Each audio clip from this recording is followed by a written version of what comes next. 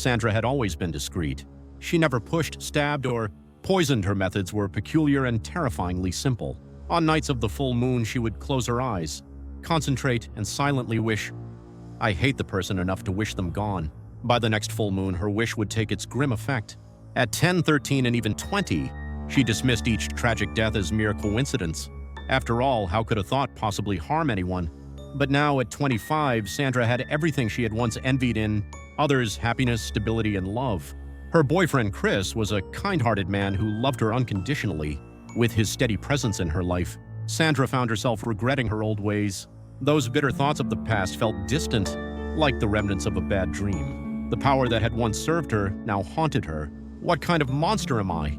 she'd often whisper to herself. Guilt, like chains pulling her heart down.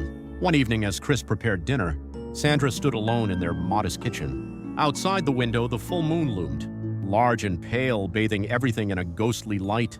That silvery radiance felt heavy, pressing down on her, amplifying her self-loathing.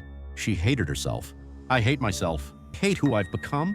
Sandra muttered under her breath. It wasn't a scream nor an incantation, just a quiet release of the truth she had bottled up for years. She despised the shadow she had lived under, the lives she had stolen with her mere thoughts. And then it hit her. Her knees buckled as realization struck. She grasped the counter for support, trembling uncontrollably. Tonight was a full moon.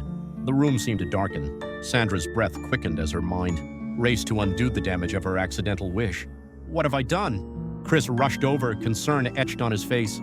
Hey, what's wrong? Talk to me," he said, wrapping her in his arms. But Sandra couldn't look him in the eye. What could she say? How could she explain what she had unleashed upon herself? Would he even believe her?